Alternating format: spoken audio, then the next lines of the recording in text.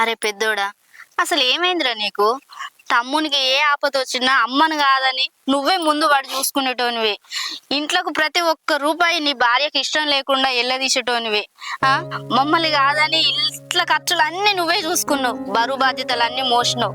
ఇప్పుడేందిరా ఇట్లా తయారైనావు?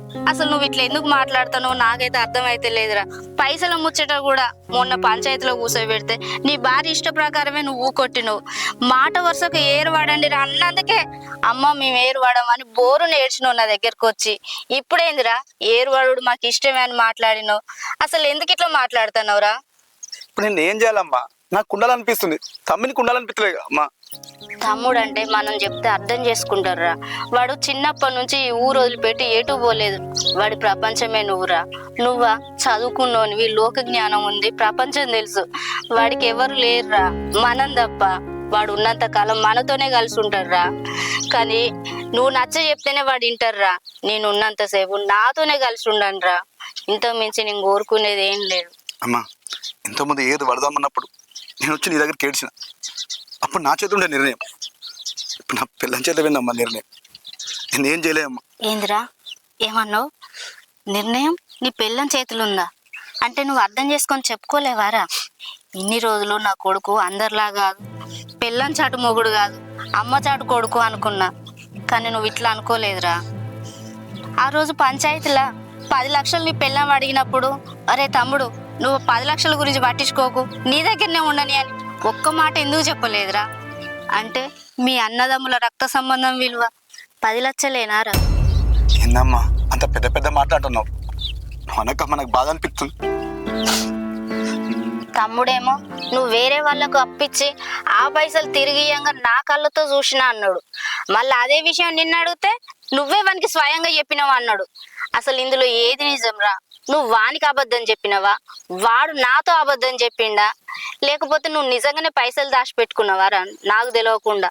ఒకవేళ నీ భార్యకు తెలియకుండా ఏదన్నా ఉంటే నాకు చెప్పురా, ఈ కన్న తల్లికి చెప్పు. ఇందులో ఏది నిజం రా? నువ్వు పైసలు దాచుకోవడం నిజమా, నీ భార్య చెప్పినట్టు లోన్ తీసుకోవడం నిజమా? ఏది నిజం? అమ్మా నీకు ఇప్పుడు ఈ విషయం ఏం చెప్పని? మున్న తర్వాత వాడు పైసలు ఇస్తా అని చెప్పాను కదా, అప్పుడు నీ ఇంట్లోకి వెళ్ళి బయటికి వెళ్ళినప్పుడు నేను నీకు చెప్తాను. అరే పెద్దోడా పెద్దోడా,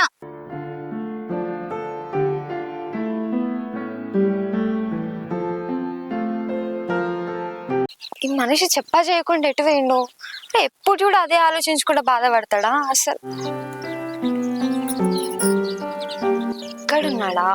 గణేష్ గణేష్ గణేష్ పిలుతాండి వినబడతలేదా? అప్పటి నుంచి పిలుచుకుంటా తనకి గీడున్నా అని చెప్తే ఏమైతుంది? ఇక్కడేం చేస్తాను?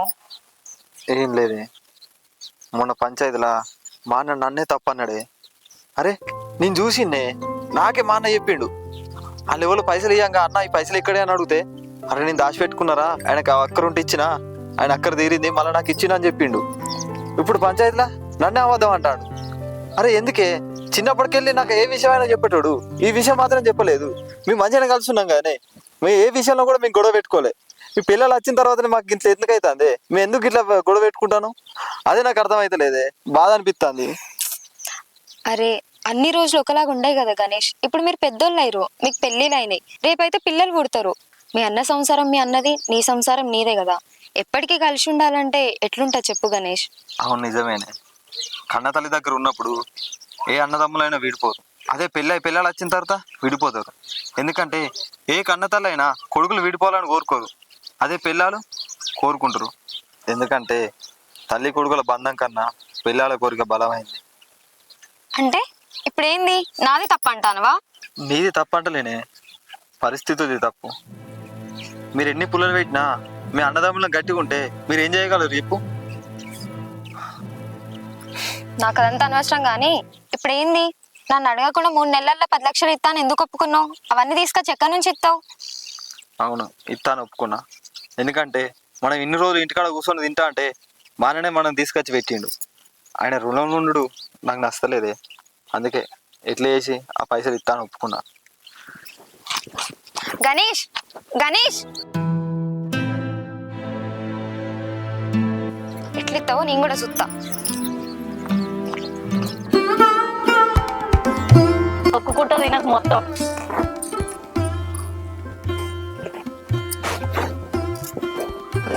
పొద్దున పాలు ఉడుకొని వచ్చిండు మా మరిది ఈ దొడ్డి కూడా ఉడవలేదు. ఇక ముఖం అంతా ఇట్లా పెట్టుకున్నాడు. అడుగులలో లెక్క అలుగుతాడు ఏమైనా. ఏమంటే పెట్టుకొని ఓ అని అలుగుతారు పెండ్ల మొగడు. ఇయ్యకపోతే మరి ఎట్లా? ఆయన గన్ని పైసలు వెనకేసుకున్నాడు, మరి మేము ఇంట్లో గన్ని పెట్టినప్పుడు మాకు కూడా 10 లక్షలు ఇస్తే తప్పేంది? నేను అందుకనే ఇటు మొక్కన ఫోన్ అంటే మా అత్త ఇంటదా? పోయి అదంతా ఊడ్చిరా పో, వాడు ఊడవలేదట. ఇక చెప్పినాక తప్పుద్దా? రోజు పొద్దుగాల వచ్చి ఇదంతా ఊడ్చుకునేటోడు. ఏమంట ఈ ముచ్చట తేలిందో ఏడు దాన్ని వేసి పెడతాడు, వంతులు పెడతాడు. ఇక పెండ్లా ఇంట్లోకి వెళ్ళనెళ్ళది. ఆమె ఎమ్మెల్యే. ఇక్కడ మేము దాచల్లం, ఆమె ఎమ్మెల్యే.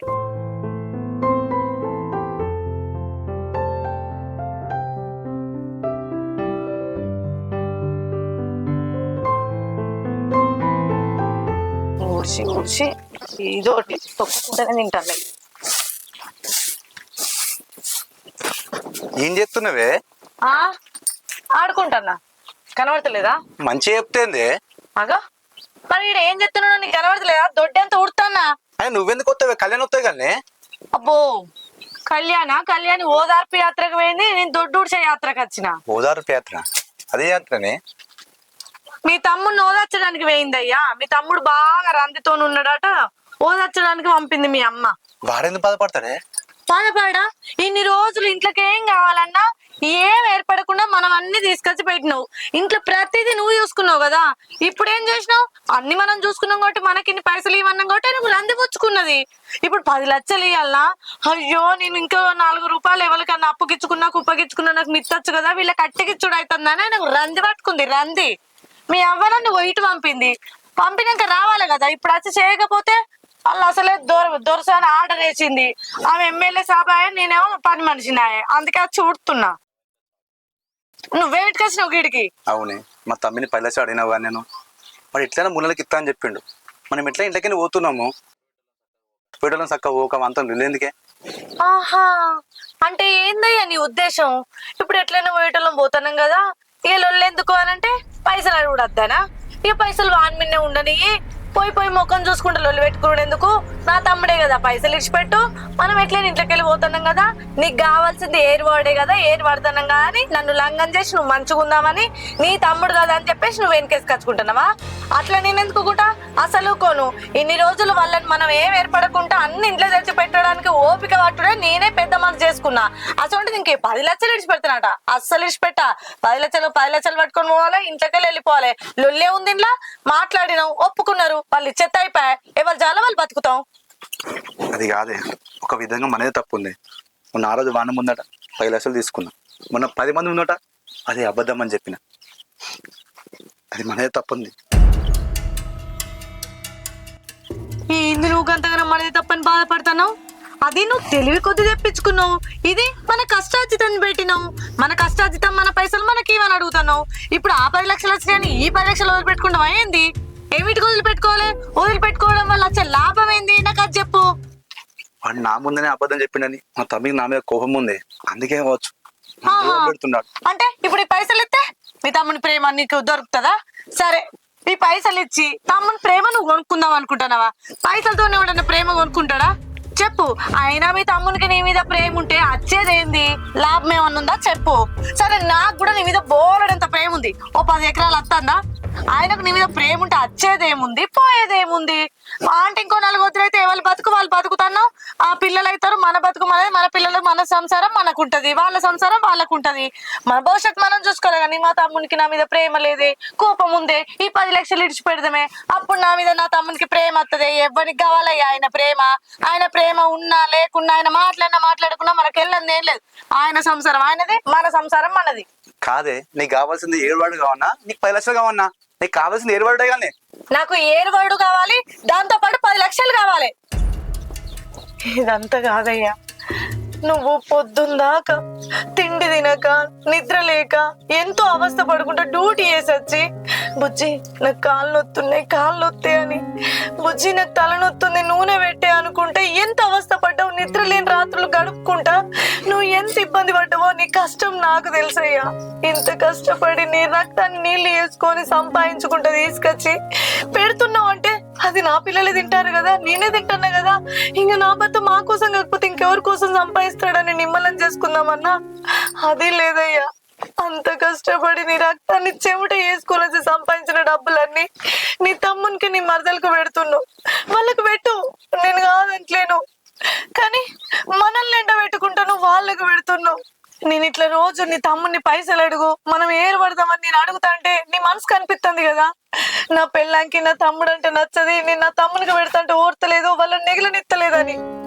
నెగలనిచ్చలేకపోడు కాదయ్యా నువ్వు వాళ్ళకు పెట్టంగా నాకేం కుళ్ళు లేదు ఏ బాధ లేదు కానీ ఎంతవరకు ఒక లిమిట్ ఉండాలి ఓ రూపాయి ఓ 2 రూపాయలు 5 10 అంటే నువ్వు తీసుకొచ్చి పెట్టు మనం మునుక్కుంటా వాళ్ళకు పెడుతుంటే దానికి అర్థం ఏముందయ్యా మన ఆపతికి మనకేవో లెక్కరికత్తారు చెప్పు మీ అమ్మ అంటే పోవచ్చు మీ అమ్మ కన్న తల్లి 2 కొడుకులైతే ఓ కొడుకుని ఎక్కువ ఓ కొడుకుని తక్కువ చూసే తల్లులని ఉన్నారు కానీ కట్టుకున్నది కేవలం భర్త గురించి తప్ప ఎవరి గురించి ఆలోచించదు ఎందుకంటే నాకు నా తల్లిదండ్రుల కంటే నాకున్న ప్రపంచమే నువ్వయ్యా వాళ్ళు ఎప్పుడైతే నన్ను కాదనుకున్నారో అప్పటి నుంచి అన్ని నువ్వు అనుకునే బతుకుతున్నా ఒక నేనే కాదు ప్రపంచంలో ఏ భర్తకు ఏ భార్య అయినా నా భర్త కష్టార్జితం నేను నా పిల్లలు తినాలి మేము బాగుపడాలని ప్రతి ఒక్క భార్య కోరుకుంటది నువ్వు అది అర్థం చేసుకుంటలేవు అది అర్థమైన రోజే నా బాధ అర్థమవుతుంది రజని రజని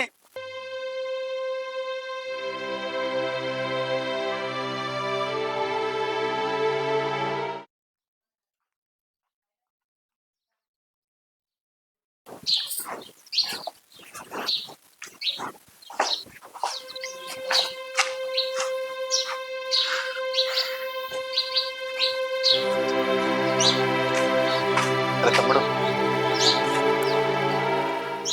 నీ కరెంట్ బిల్లు నల్ల బిల్లు ఇంట్లో సామాను ఇంటికి రండి ఇవన్నీ పంపిస్తా అవన్నీ కట్టేరా నువ్వు కట్టడు ఎందుకన్నా ఇద్దరం శరీరం కట్టుకున్నది ఈ ఇంట్లో సామాన్ ఉంటావా నీ సామాన్ నువ్వు కొనుకొచ్చుకో నా సామాన్ నేను కొనుకొచ్చుకుంటా ఇంట్లో కూడా ఇంకో పొయ్యి తెచ్చుకుందాం అనుకుంటానా ఇప్పటి నుంచి వెళ్ళి నీ వంట నువ్వు వండుకో నా వంట నీ వండుకుంటా అన్న పిచ్చారా నీకు ఒక్కింట్లో 2 పిల్లలు ఎందుకురా ఇలాగ ముళ్ళ తోట ఏర్పడతాం కదా మన 2 పిల్లలు ఎందుకురా అద్దన్న ఇప్పటికే మనకి ఎన్నో గొడవలు అవుతాయి ఇప్పుడు కూడా కలిసి ఉంటే నువ్వెన్నో మాటలు అనాల్సి వస్తుంది నేను ఎన్నో మాటలు పడాల్సి వస్తుంది అందుకే ఒక్కింట్లో ఉన్నా కూడా వేరే ఉందామన్నా ఇక ఇప్పటి నుంచి వెళ్ళి నీ బతుకు నువ్వు బతుకు నా బతుకు నీ బతుకుతా అన్న తమ్ముడు తమ్ముడు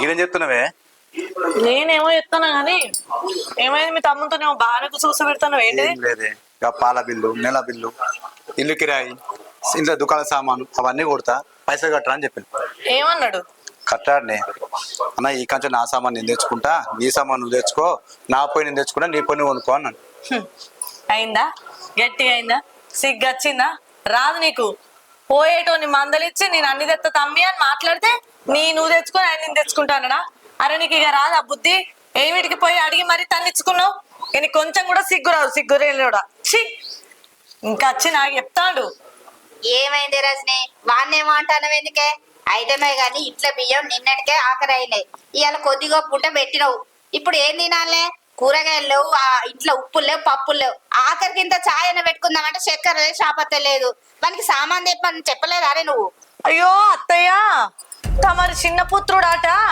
ఎవరు సామాన్ వారే తెచ్చుకుందాం అన్నయ్య నీ బియ్యం నువ్వే నా బియ్యం నేనే నీ ఉప్పు నువ్వే నా పప్పు నేనే ఈ ఒక్కింట్లో 2 పొయ్యిలు పెట్టి 2 సంవత్సరాలు చేద్దాం అన్నయ్య అని చెప్తాడట అందుకే నేను మాట్లాడుతున్నా చెప్పవేంది అవునారా వాడు గట్లెందుకు అన్నారా ఎట్లాగో 3 నెలల తర్వాత ఏరు పడదామని అనుకుంటారు మొన్ననే మళ్ళీ ఇప్పుడు గట్లెందుకు చెప్పిండు ఇప్పటి నుంచే ఏరుకుండా కావాలట వానికి నేను కదన్నమ్మా ఎలాగ 3 నెలల తర్వాత ఏరు పడతాం కదా అలా వేరు పోయలు ఎందుకు రా అని చెప్పిన వద్దన్నా అనవసరంగా లొలైతే అని చెప్పి అనుకుంటూ వెళ్ళిపోయినాము మళ్ళేమొచ్చిందిరా వీనికి?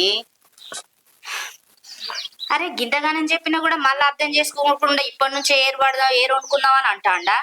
అయినా వాని పిల్లం ఏం చెప్పిందో వానికి, అందుకే ఇట్లా చెప్తానట్టున్నాడు వాడు. వాదైతే రాని చిన్నది, దాని సంగతి చెప్తా. సపరేక నా మాటిని మా అన్న బిడ్డని చేసుకుంటే అయిపో.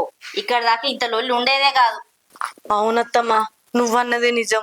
అసలు ఆ శిరీషం చేసుకున్నా కూడా మన ఇంట్లో పిల్లే కాబట్టి పరిస్థితి గింత దాకా తీసుకురాకపోవచ్చు. నాకు తెలిసి ఆయనకు ఈ 10 లక్షలు ఈ పైసలన్నీ పక్కకి వేసుకొని మనం పోయి బయట ఏర్పడి మంచిగా బతుకుదామనే ఆలోచన ఇచ్చింది కూడా ఇదే కావచ్చు. ఇదైతేనే ఇట్లా ఆలోచిస్తుంది. ఆయన అసంటోడు గానే కాదు.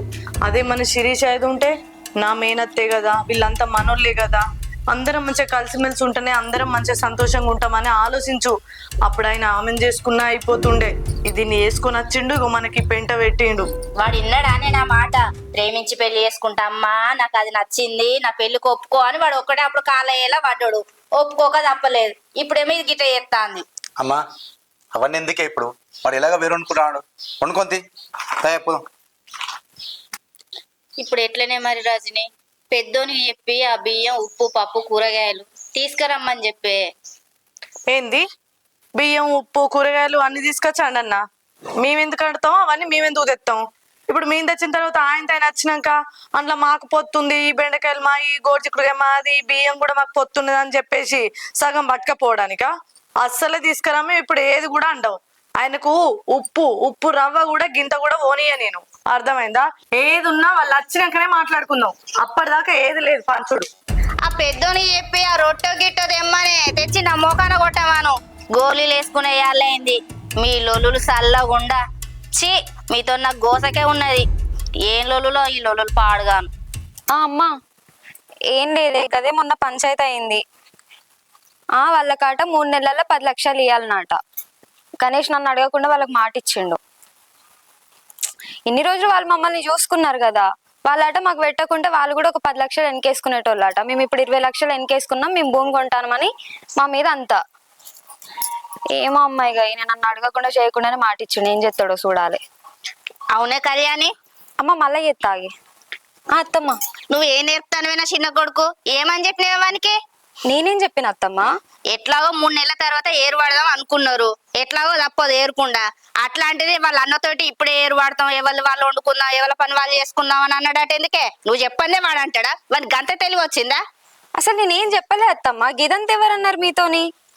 వాడే అన్నాడు అని పెద్దోడు చెప్పిండు. నేనేమైతే అన్నది, ఒకసారి గణేష్ తో మాట్లాడదాం. మా గురి గణేష్, గణేష్ కళ్యాణి ఇట్రా నువ్వు. గణేష్ నేనాట నీతో నీ ఇంట్లో వేరే పొయ్యి పెట్టుకుందాం అని అడిగినా? అనలేదు. మరి ఆలోచన నీదేనారా? అవునమ్మా నాదే. ఎందుకు బిడ్డ నువ్వు ఇట్లా ఆలోచిస్తాను? ఎట్లాగో 3 నెలల తర్వాత ఏరు కాపురం పెట్టాలనుకున్నారు. ఈ 3 నెలలైనా నాతో కలిసి ఉంటారన్న ఆలోచనతోటే కదరా ఈ 3 నెలలు అందరం కలిసి ఉందామని చెప్పింది. మళ్ళీ ఎందుకురా నువ్వు ఇట్లా చేస్తాను? అట్లా కాదమ్మా, ఇద్దరం కలిసి ఉందామని చెప్పే కదా ఆ రోజు ఏరు పడదామంటే నీ దగ్గరికి వచ్చి వద్దని చెప్పినావు. అయినా కూడా గిన్నె గొడవలు అవుతాయి. అరే ఆ రోజు నా కళ్ళ ముంగంటనే పైసలు తీసుకున్నాడు. ఈ పైసలు ఎక్కడైనా అడిగితే ఆయనకు అప్పించిండ్రా మళ్ళీ తిరిగి ఇస్తానని చెప్పిండు. అందరు ముంగట్నేమో అవి నేను లోన్ తీసుకున్న పైసలు అని చెప్తాడు. ఇదెక్కడ న్యాయం అమ్మా? ఇన్ని రోజులు కలిసి ఉంటేనే గిన్నె గొడవలు అయినాయి. ఈ 3 నెలలు కూడా కలిసినావు అనుకో ఇంకా గొడవలు అవుతాయి. అందుకనే నాపై నేను తీసుకొచ్చుకుంటా అని చెప్పిన. ఇప్పటి నుంచి ఎవరి సామాన్లు వాళ్ళే తెచ్చుకోవాలి, ఎవరి అవసరాలకు వాళ్ళే పైసలు ఖర్చు పెట్టుకోవాలి. ఎందుకురా ఇట్లా తయారయ్యారు? మిమ్మల్ని ఎంత కలుపుదామని చూసినా బద్ధ శత్రువులు లెక్క తయారైలేదురా. ఇప్పుడు ఇదేనారా నీ నిర్ణయం? ఇదే అమ్మా. నువ్వేమంటావే? నాదేమున్నది అత్తమ్మ, ఆయన ఏదంటే అదే. అయినా వేరే పొయ్యి పెట్టుకుంటే మాకు కూడా మంచిదే కదా. లేకుంటే 3 నెలల్లో మళ్ళీ ఎంత వెనకేసుకునేది తెలియదు. ఇట్లయితే ఎవరిది వాళ్ళు మంచిగా ఉంటాం. నీకు ఊకే ఒకటే రోక అనే ఇక పైసల లొల్లి, ఊకే ఇదే లొల్లా. ఉండండి మరి దాన్ని కూడా పిలిచి అడుగుతా. రజనీ, రజనీ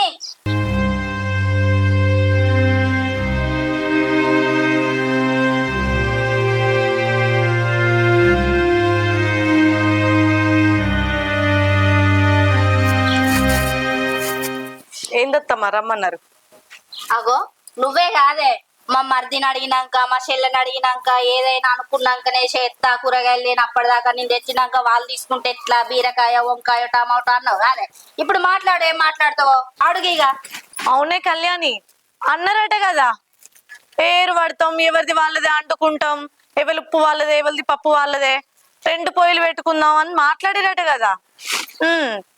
అట్లనే చేద్దాంలే. కానీ మీకు ఇళ్ళల్లో తీసుడు తెలియదు కదా, అందుకోసమే చెప్తున్నా. ఇవాళ నుంచి మీ సామాన్ మీరు తెచ్చుకోరి, మా సామాన్ మేము తెచ్చుకుంటాం. ఇంట్లో ఉన్న వాటితోని సరిసగం చేసుకుంటూ కాదు, ఎవరిది వాళ్ళు తెచ్చుకొని వండుకుంటేనే ఏ బాధ ఉండదు. ఎందుకంటే మీకు ఇళ్ళల్లో తీసుడు తెలియదు కదా.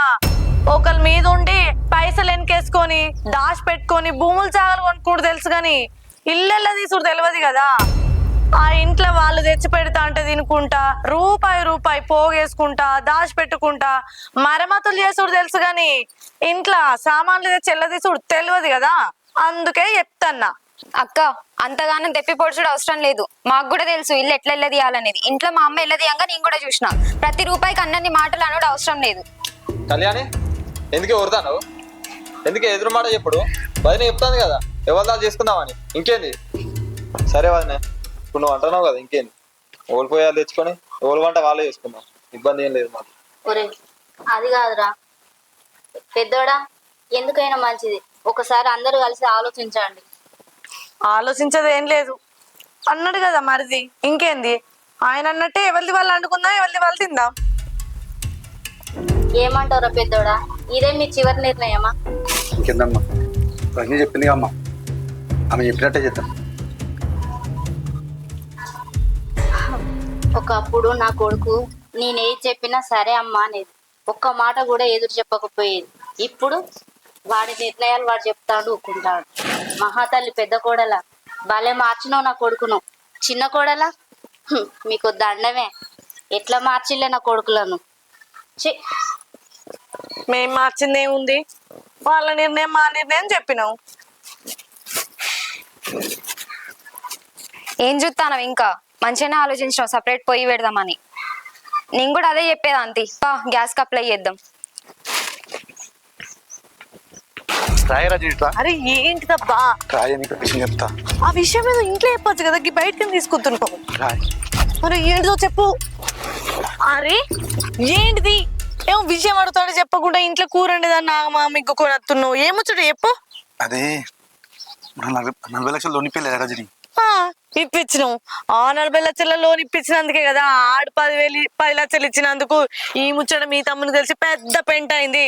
ఆ ముచ్చట ఎరికే. ఇప్పుడు మళ్ళీ గదెందుకు గుర్తుకొచ్చింది నీకు? వాళ్ళు ఫోన్ లేపుతాడు, 2 నుంచి కిస్తే నేనే కట్టింది. ఏంది ఫోన్ లిఫ్ట్ చేస్తలేడా? 2 నెలల నుంచి కిస్తీ కట్టకపోతే నువ్వెందుకు కడుతున్నావు? నువ్వు గట్టి ఆడినావు అనుకో, 10 లక్షలు లంచం తీసుకున్నావని నా మీద కేసు పెడతాడనే వాడు. ఏంది కేసు పెడతా అంటాడా? దేవుడా, నేను అప్పుడే చెప్పిన కదా నీకు, అద్దయ్యా ఈ లంచాలు తీసుకోవద్దు, ఈ పైసలు మనకద్దు, కష్టపడిన పైసే మనకు బాగుండదు, అది ఏనంగానన్నా ఏదో విధంగా ఇబ్బంది పెడుతుంది, మనం కష్టపడ్డ పైసే మనం తిందామని చెప్తే ఇన్నవా? పోతివి పిచ్చిదానా, నీకేం తెలిసే? ఇప్పుడు నేను ఏమన్నా లంచం తీసుకుంటున్నానా? ఆయన ఆపత్తికి ఆయననే ఇస్తాడు. ఇప్పుడు ఆయనకు ఎవ్వరు లోన్ ఇచ్చే పరిస్థితులు లేరు, ఎవరు ఇప్పియలేరు. ఇప్పుడు ఆయనకు లోన్ ఇప్పియకపోతే ఆయన బిడ్డ సావు బతుకుల మధ్య ఉంది. నేను అట్లనని ఇప్పితే బిడ్డకు అక్కడికి వస్తాయి కదా, ప్రాణాలు కాపాడిన వాళ్ళం అవుతాం కదా. ఆయనకి ఎప్పటికా నీతి నిజత ఉంటుంది, మనల్ని గుర్తు పెట్టుకుంటాడే. మనమేం లంచం తీసుకున్నట్టు అవుతుంది. ఆయన అవసరానికి మనం ఇస్తున్నాం తప్ప ఆయన కృతజ్ఞతతో మనకి ఇస్తానని చెప్పేసి పెద్ద పెద్ద నీతులు మాట్లాడుతుంది. ఇప్పుడు మనకి ఆ నిజత ఉందా? మన బిడ్డను కాపాడినావు, మనకి ఎవ్వరు లోన్ ఇవ్వకుండా కూడా నువ్వు ఇప్పించినవన్న నీతి ఉందా? మనకి ఆ కృతజ్ఞతతో ఉన్నాడా? డైరెక్ట్ ఇప్పుడు నువ్వే లంచం తీసుకున్నావన్న దాని కిందట కేసు పెడతానబట్టే. ఇక నీ కేసు పెడితే ఇంకేమన్నా ఉందా? అసలే నీది గవర్నమెంట్ జాబు, నీ జాబు పోతుంది. ఆ తర్వాత మన పరిస్థితి ఏందయ్యా? రోడ్డు మీద పడతాం. ఇప్పుడు ఏం చేద్దామయ్యా? ఇప్పుడు ఏం చేద్దా? బ్యాంకు వాళ్ళు నిన్నేమన్నారు చెప్పు? 40 లక్షలు మనమే కట్టాలి. ఏంటి? ఆ 40 లక్షల లోన్ మనం కట్టుడా? గన్ని పైసలు మన కాడేడున్నాయి, మనం ఏడికెళ్ళి కడతాం? అందుకే నాకు అర్థం కాకనే నీకు చెప్తే మనం సలహా ఇస్తామని చెప్తున్నా. దేవుడా, నీ ఏళ్ళ తీయడానికే ఇన్ని గోసలు పడుతున్నావు. 40 లక్షల లోన్ మనతో ఏడైతుంది? ఇప్పుడు ఏడ తెచ్చి కడతాం? నా పరువు పోతే మాత్రం నేను చచ్చిపోతాను. నేత బతకను, నేను చచ్చిపోతాను రజని, నేను చచ్చిపోతాను. అరే నా పరువు పోతే చచ్చిపోతాను. నువ్వు ఓకే చచ్చిపోతా అనకు. నాకు ధైర్యం అంతలేదు. అన్నిటికీ చావే పరిష్కారమా? అట్లెందుకు మాట్లాడుతావు? ఏదో ఒకటి ఆలోచిద్దాం ఆగు. దేవుడా, ఏమయ్యా, నాకు ఒకటి గుర్తుకొచ్చింది. మీ తమ్ముని పొత్తుల మన పొత్తుల మనకు ఒక 3 గుంటల భూమి ఉంది, తెలుసు కదా అక్కడ. ఆ భూమి మన గుంటన్నర మనం అమ్ముకున్నాం అనుకో, మనకు ఆ డబ్బులు వస్తాయి. ఆ పైసలు పట్టుకుపోయి మనం బ్యాంకులో పెట్టినాం అనుకో, మన టెన్షన్ పోతుంది కదా. దానికి తమ్ముడు ఒప్పుకుంటాడే. బా, ఇది నిజమే. ఈ పరిస్థితులలోనే ఇప్పుడు ఈ బాధలు రావాలన్నా అసలే ఇప్పుడే వాళ్ళకి మనకు పడతలేదు. చిన్నదానికి పెద్దదానికి లొల్లైంది. ఆఖరికి ఒక్కింట్లో 2 పొయ్యిలు అనే వ్యవస్థ వచ్చింది. ఇప్పుడు పోయి మనం వాళ్ళని అడిగితే ఒప్పుకుంటారో ఒప్పుకోరో. ఏదోటి చేద్దాంలే, ఎట్లా నన్ను చేసి ఒప్పిద్దాం. కానీ నువ్వు చచ్చిపోతా అనకు, సరేనా? ఏం కాదు, ఏ విధంగానైనా అవసరమైతే నేను కాళ్ళైనా మొక్కుతుందాన్ని, అంతే. ఒప్పిద్దాం తప్పించి నువ్వైతే చస్తా అనకు.